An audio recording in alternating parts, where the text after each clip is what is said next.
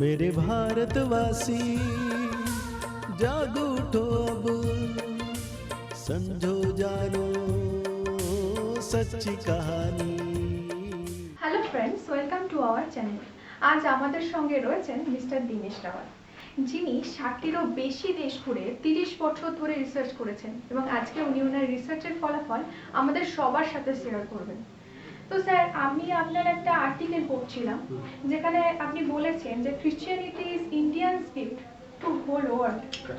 তো আমাদের ইন্ডিয়াতে তো জৈন, শিখ, হিন্দু এই সমস্ত রিলিজিয়নগুলো ছিল তখন, তাহলে আপনি কিভাবে এটা বলছেন যে খ্রিশ্চান রিলিজিয়নের কথা বলছেন কিভাবে? আমরা সারা ভারতের লোকগুলো এটাই জানে যে ভারত থেকে যে ধর্মের জন্মগ্রহণ হয়েছে সেটার মধ্যে হচ্ছে হিন্দুইজম, জৈনিজম, বুদ্ধিজম এন্ড শিখিজম। কিন্তু প্র্যাকটিক্যালি সমস্ত ধর্ম এখান থেকে উৎপত্তি আছে, আর স্পেশালি ক্রিশ্চিয়ানিটি তো পুরো এখানেকারই আছে। কেন জিসাস ক্রাইস্ট ও এখানে 17 বছর থেকে ও নিজে পুরো এডুকেশন করেছে। 13 বছর বয়সে সে ইন্ডিয়া চলে আসে, আর ইন্ডিয়া চলে আসার পরে ও 17 বছর এখানে জ্ঞান পেল। তার মধ্যে বেদের জ্ঞান, যোগ, জৈনিজম, বুদ্ধিজম, স্পিরিচুয়াল হিলিং, এরকম অনেকগুলো জিনিসগুলো শিখে সে 30 বছর বয়সে ওয়েস্টে যায়,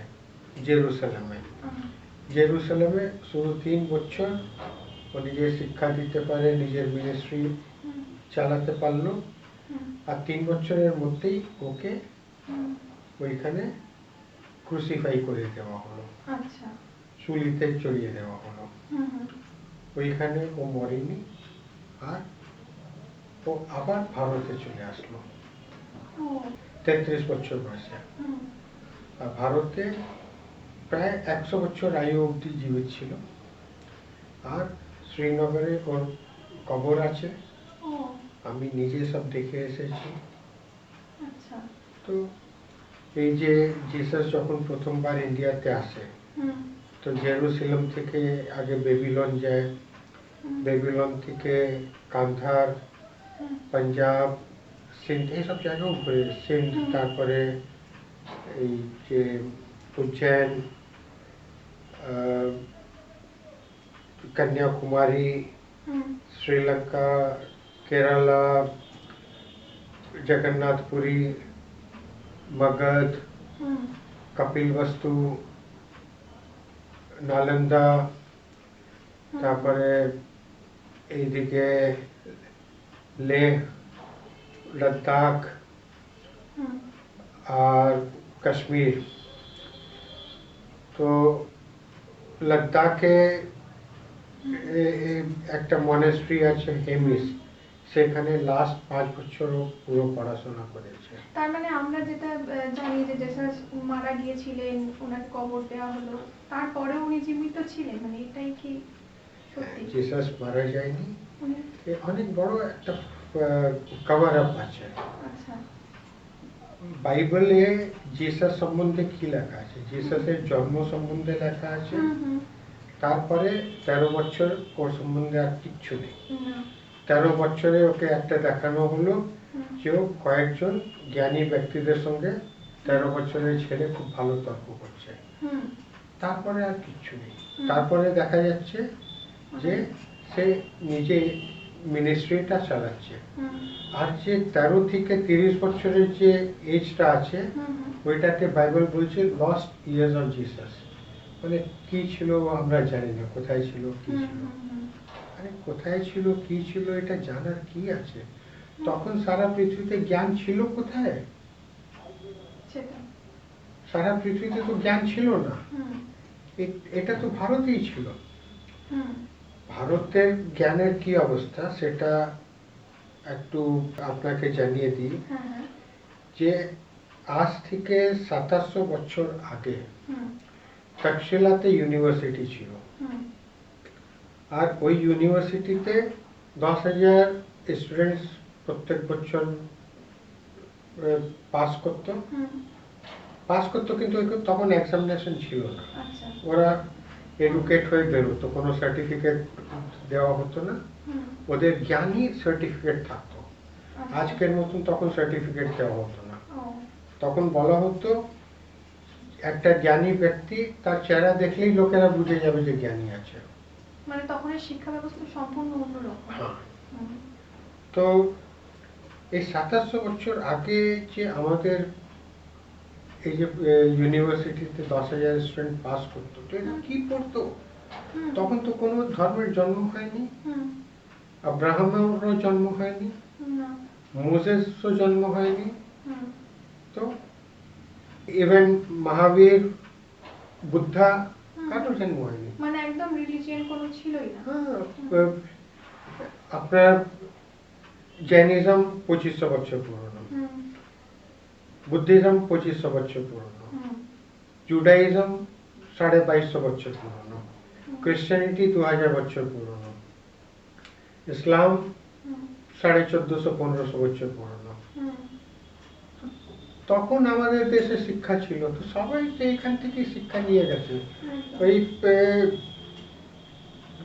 তক্ষশিলাতে হুম পুরো বেবিলন হুম আর মেসোপোটামিয়া, এইদিকে চাইনা, ওইদিকে জাভা, সুমাত্রা, বার্মা, সব জায়গা থেকে এখানে সব পড়তে আসতো। আর এটা রিয়েল সেন্সে ইউনিভার্সিটি ছিল। হুম আজকে আমরা যাকে বিশ্ববিদ্যালয় বলি, ওটা কি হুম। বিশ্ববিদ্যালয় আছে? ক্যালকাটা বিশ্ববিদ্যালয়ে কি হুম। তারও কিছু লোক কোনো আছে? কিন্তু ওইটা ছিল। তো আমি যেটা বলতে চাইছি যে হ্যাঁ। এখানেই জ্ঞান ছিল। তো জিসাস 17 বছর ভারত ছাড়া আর কোথায় যাবে? হুম। কিন্তু আচ্ছা। ওরা পুরো এটাকে লুকিয়ে রেখেছে। হ্যাঁ। তারপরে ও যে এখানে এসেছে হুম। সেটাকে লুকিয়ে ও বলছে যে তৃতীয় দিন ও ওইখান থেকে তাঁবুর থেকে বেরোলো আর মানে লীন হয়ে গেল। তো লুকিয়ে রাখার এই কারণটা কি? কেন লুকিয়ে রাখা হয়েছিল? লুকিয়ে রাখার কারণটা হচ্ছে হুম যে ওরা ভারতের যে গরিমাটা হুম। ওইটা দেখাতে চায়নি। আচ্ছা। কেন এই ক্রিশ্চিয়ানিটিটাকে পপুলার করা হলো হুম রোমান এম্পায়ার। হুম জিসাসের মারা যাওয়ার পরে প্রায় 150 বছর পরে হুম। এরা জিসাসের নাম নিয়ে এই ধর্মটাকে প্রচার করে। আচ্ছা। 150 বছর, 100-150 বছর অব্দি কিছু ছিল না। হুম রোমানরা দেখলো যে এদের শাসনের জন্য একটা ধর্মের একটা শিক্ষা হয়ে গেলে খুব ভালো হয়। হুম যেভাবে ধরুন আমরা বলতে পারি যে ধরুন গান্ধী মরে গেল, তো গান্ধীর পরে ধরুন গান্ধীর খুব ভালো একটা পিকচার আছে, হুম। আমি গান্ধীর নামে একটা ধর্ম স্থাপন করতে পারি হুম যে গান্ধীবাদী আছে, তুমি এসে গেলে সবাইকে নিয়ে আসলাম, হুম। একটা ধর্ম হয়ে গেল। তো এইভাবে সমস্ত ধর্মগুলো স্থাপন হয়েছে। আজ রোমের কথা বলছি, হুম যে রোমে যখন এই ক্রিশ্চিয়ানিটিকে অ্যাডপ্ট করলো, হুম। তখন যে সিনারিও ছিল যে রোমে হুম। হিন্দু কালচার ছিল, আচ্ছা। জুইশ কালচার ছিল, হুম আর আসলে তো হিন্দু কালচার, বৈদিক কালচার সব জায়গায় ছিল। হুম তো ওইখানে ওরা একটা নিজের সাউরেনিটি করার জন্য এটাকে করলো। আর ওই যে ওইখানে ভ্যাটিকান আছে, পোপ আছে, হুম। এগুলো সব হিন্দু গড আছে আর হিন্দু সংস্কৃতি থেকেই আছে। আচ্ছা, মানে সর্বোপরি হিন্দু, মানে ইন্ডিয়া থেকে কিন্তু সব জায়গায় Correct. এটা গেছে। তো তার জন্যই তো জিসাস তো এখানে প্রায় পুরো লাইফই ছিল। হুম শুধু প্রথমে 13 বছর জেরুসালেমে ছিল, হুম আর 3 বছর ছিল হুম যে শিক্ষা দিল, 16 বছর। হুম। বাকি 84 বছর তো এখানেই ছিল, ইন্ডিয়াতেই ছিল। এখান থেকেই উনি আর educated এই হয়েছেন। দেখুন না, এই যে আমরা জানি না, হুম। কিন্তু এটা অজানা ব্যাপার নয়। এই বইগুলো 100, 150, 200 বছর পুরনো পুরনো বই আছে, অনেকজন বলেছে জিসাস সম্বন্ধে। হুম, এই ডক্টর ফিদা হাসানের বই আছে হুম। Jesus in the In the east. East, Jesus in the East. হ্যাঁ, আর এই যে অথর আছে, আমি এর সঙ্গে 2011-তে আমার দেখা হয়েছে। হুম, এই প্রায় 70-80 জনকে জিসাস সম্বন্ধে সব ডিটেলস দিয়েছে, এখানে লিস্টও দিয়েছে হুম, কাকে কাকে ডিটেলস দিয়েছে। আর ওর জিসাস এখানে আসার পরে হুম, ও এখানে বিয়ে করেছে। এখানে মারজান বলে একটা লেডিকে বিয়ে করেছে, এখানে কাশ্মীরের রাজা ওকে বিয়ে করিয়ে দিয়েছে। হুম। আর এই ওর ফ্যামিলি ট্রি আছে, কিন্তু এইগুলো এগুলো সত্যতা কত? সত্য, পুরো সত্যতা আছে, আচ্ছা। পুরো সত্যতা আছে। আজকে চার্চ এটাকে কোনোদিন ডিনাই করেনি।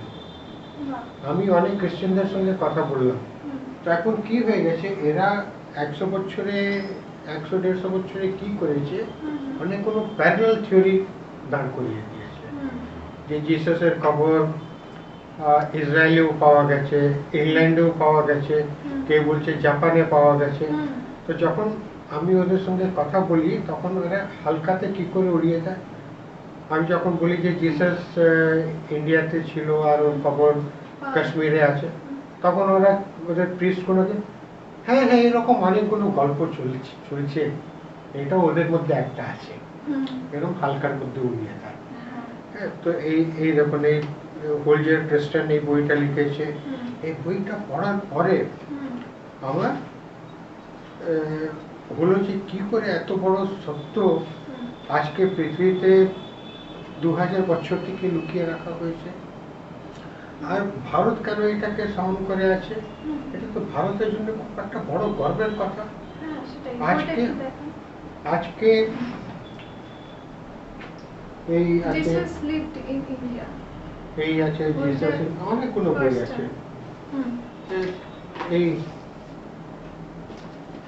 Search for a historical Jesus, hmm, fifth gospel, এই ফিদা হাসান, এই from Kashmir two Palestine, hmm. Jesus Christ lived and prospered in India, died in India, how and why. কিন্তু ওরা চোখ বন্ধ করে, কান বন্ধ করে রয়েছে। আর লোকেরা এই তো ক্রিশ্চিয়ানিটি ইজ কৃষ্ণনীতি। তো আমি কি ভুল বলছি যে Christianity is a gift of India to the world? তো এরকম অনেকগুলো জিনিস আছে, শুধু জিসাস নয়। মোজেসের কবর শ্রীনগরের কাছে আছে, প্রায় 100 মাইল দূরে। জিসাসের মা ম্যারি, তার কবর আছে এখন পাকিস্তানে আছে, মারি বলে। জিসাস যখন ক্রুসিফিকেশনের পরে ইন্ডিয়া আসছিল, তো ওর সঙ্গে ওর মা ছিল, ম্যাগডালিন ছিল, যেটাকে বাইবেলে দেখানো হচ্ছে ওকে ফলোয়ার হিসাবে, কিন্তু আসলে ও জিসাসের ওয়াইফ ছিল, তাদের একটা মেয়ে ছিল। এরা সবাই আসছিল। রাস্তায় ম্যারিড ডেথ হয়ে যায়, তোর কবরটা এখন মারিতে আছে, এখনো রয়েছে। ওই জায়গার নামও মারি পড়ে গেছে। তারপরে জিসাস এইখানে পৌঁছে গেল, তারপরে ও ম্যাগডালিনকে আর নিজের মেয়েকে সেফটি রিজনের জন্য ফ্রান্স পাঠিয়ে দিল, এইখান থেকে ফ্রান্স পাঠিয়ে দিল। তখন তো এইসব জায়গা একের মতন ছিল, তখন তো এই ভিসা, পাসপোর্ট আর দেশের বাউন্ডারিগুলো ছিল না। আর তারপরেও এখানে থাকলো, এখানেকার সবাই ওকে খুব সম্মান করতো, রাজা খুব সম্মান করতো। তো রাজা ওকে অনেক রিকোয়েস্ট করে ওর বিয়ে করিয়ে দেয়। এখানে মারজান বলে একটা মহিলার সঙ্গে ও বিয়ে করিয়ে দেয় এখানেকার রাজা। তারপরে ওর ছেলে হয়েছে জিসাসের, আর তাদের বংশ এখনো চলছে। এখনো কাশ্মীরে মুসলমানরা ওদের বংশ যাচ্ছে। তো সবকিছু আছে, কিন্তু ওরা মানবে না, কেউই মানতে চায় না। ওরা মানবে না। কিন্তু আমাদের ভারতের জন্য আমাদের তো গর্বের কথা। এটাই আমি শেয়ার করতে চাইছি আজকে কি হয়ে গেছে যে ভারতের লোক কোনো এত হীন ভাবনায় গ্রস্ত আছে কেন আমাদের 200 বছর থেকে তো 5000 বছরের ইতিহাসের মধ্যে ভারত বিশ্বের সব থেকে উন্নত সব থেকে সম্পন্ন দেশ ছিল 4800 বছর লাস্ট 200 বছরে ব্রিটিশ শাসন নেওয়ার পরে আমাদের একদম কাঙ্গাল বানিয়ে দিয়েছে একদম ডাউন কেন আমাদের যে আসল এডুকেশন সিস্টেম ছিল গুরুকুল ওইটাকে পুরো উড়িয়ে দিল সংস্কৃতটাকে পুরো উড়িয়ে দিল সংস্কৃতটাকে ব্যান করে দিল আর ওরা একটা এডুকেশন সিস্টেম দিল আর এই এডুকেশন সিস্টেমের বেসিসটা কি ছিল জ্ঞান নয় ওর বেসিস ছিল যে ওদের এইখানে ইংলিশে এইখানে লাগবে মেড সার্ভেন্ট আয়া দরওয়ান কুক কনস্টেবল সিপাহী এই সব লাগবে তো ওই সিস্টেমটা দিয়ে দিল তোমরা ইংলিশ পড়ো হিস্ট্রি পড়ো জিওগ্রাফি পড়ো এই কাজগুলো করো আর আজকে আমাদের ওই এডুকেশন সিস্টেম আছে আজকে যারা হায়ার সেকেন্ডারি পাস করছে এমএ বিএ করছে আছে মাথায় কিছু আছে শুধু একটা সার্টিফিকেট নিয়ে ঘুরছে তো আমাদের এডুকেশন সিস্টেম নেই শুধু এটা কাদের জন্য হয়ে গেছে যারা ভালো ইংলিশ বলতে পারে ইংলিশ মিডিয়াম স্কুলে যেতে পারে কনভেন্ট স্কুলে যেতে পারে এই দেশটা ওদের জন্য আজকে ওরা যা করে দিয়েছে যে এই দেশটা যারা রুল করছে এই রুলটা করছে মাত্র 3% লোক 3 থেকে 4% লোক যারা ইংরেজি জানে ওরাই হচ্ছে আমাদের মেন নেতা ওরাই হচ্ছে আমাদের মেন অভিনেতা ওরাই হচ্ছে আমাদের মেন সায়েন্টিস্ট ওরাই হচ্ছে ইউনিভার্সিটির চ্যান্সেলর ওরাই হচ্ছে প্রফেসর এটা আমাদের এরকম করে দিয়েছে ওরা তো এবার আমাদের জেগে উঠতে হবে আমাদের প্রত্যেক ভারতবাসীকে জানতে হবে যে আমাদের কি গ্লোরিয়াস পাস্ট আছে তো এইটাই আমার গ্লোরিজ অফ ইন্ডিয়ার মিশন অবজেক্ট আছে যে সবাই এটা জানুক সবাই এই প্রজেক্টের সঙ্গে জুড়ুক আর সবাইকে জানাক যে আমাদের কত গ্লোরিয়াস পাস্ট ছিল আমি তো অনেক চেষ্টা করলাম আমি তো মোদিকেও চিঠি লিখলাম 2014-তে কিন্তু এই 2014-তে যেদিন ও প্রধানমন্ত্রী পদের শপথ নেয় তার পরের দিন লিখলাম এই হিন্দিতে চিঠি আছে ওকে সব লিখেছি এটাই না উনি কোনো রিপ্লাই করেননি দেখুন মোদি খুব ভালো লোক হতে পারে কিন্তু জিনিস আছে ওদের একটা এজেন্ডা থাকে ওদের একটা সূচিপত্র থাকে ওদের সূচিপত্র চালু হয় ইলেকশনে দাঁড়ানো আর নেক্সট ইলেকশন জেতা এটা ওদের মেন এজেন্ডা থাকে এর মধ্যে ওরা যে জিনিসটা ডিস্টার্ব করা দরকারই সেটা ডিস্টার্ব করতে চায় না তো কোনো অ্যাকশন হয়নি ঠিক আছে ওরা ওদের কাজ করছে কিন্তু আমাদের তো একটা কাজ আছে তো এই জিনিসটা আছে তো আমি সবাইকে এটাই অনুরোধ করব যে আপনারা সবাই এই প্রজেক্টের সঙ্গে জুড়ুন আমার ইউটিউবে আমি বাংলা খুব ভালো বলতে পারি না কিন্তু তবু আমি চেষ্টা করে আস্তে আস্তে ইমপ্রুভ করব ইউটিউবে জুড়ুন আমার সঙ্গে ফেসবুকে আমার সঙ্গে জুড়ুন হোয়াটসঅ্যাপে আমার সঙ্গে জুড়ুন আর এই জিনিসটা সবাইকে প্রচার করুন আমি এখানে কোনো জিনিস বিক্রি করছি না আমার এখানে কোনো বিজনেস নেই এইটা আমি আমার বিজনেস ছেড়ে এটাতে লেগেছি আমি ভারতের মানুষকে তাদের যে সম্মান প্রাপ্য আছে সেটা ওরা পায় আমাদের সবাইকে এক হতে হবে সবাইকে মিলে একসাথে থাকতে হবে